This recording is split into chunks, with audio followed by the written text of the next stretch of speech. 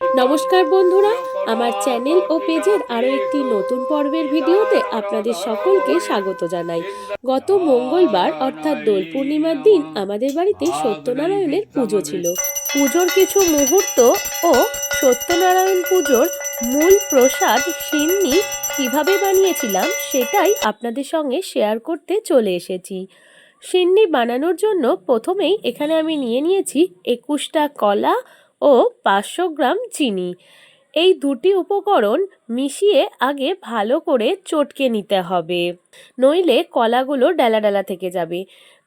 এর সঙ্গে দিয়ে দিলাম 250 গ্রাম গুড়।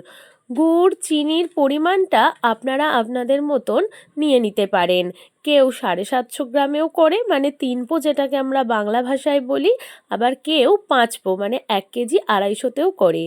গুড় চিনি ও কলাটা একসাথে চটকে ভালো করে মিশিয়ে এর মধ্যে দিয়ে দিলাম কিছুটা পরিমাণ আটা ও অল্প পরিমাণে দুধ দিয়ে আবারও ওই সব উপকরণ ভালো করে মিশিয়ে তারপরে আরও কিছুটা আটা ও দুধ দিয়ে আবারও ভালো করে মেশাতে থাকবো।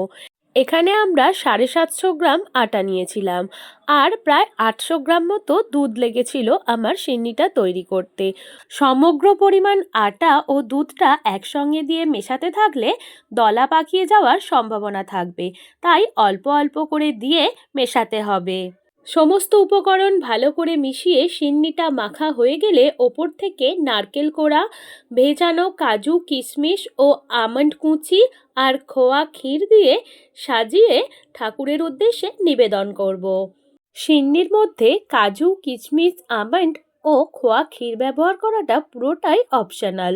আপনারা চাইলে ব্যবহার করতে পারেন, আবার নাও করতে পারেন, যদিও এতে সিন্নির স্বাদটা একটু বেড়ে যায়। এখন পুরোহিত মশাই পুজো করছেন, আর পুরোহিত মশাই এর মধ্যে দেখুন দিয়ে দিল একটু মধু আর অল্প ঘি। পুজো সম্পন্ন হওয়ার পর প্রসাদ বিতরণের জন্য সিন্নির ওপরে ছড়িয়ে দেওয়া সমস্ত উপকরণ ভালো করে মেশাতে গিয়ে দেখলাম সিন্নিটা অনেকটা মোটা হয়ে গেছে, তাই একটা ডাবের জল মিশিয়ে একটু পাতলা করে নিয়েছিলাম। কেমন লাগলো আমাদের সিন্নি বানানোর পদ্ধতিটি কমেন্টে অবশ্যই জানাবেন।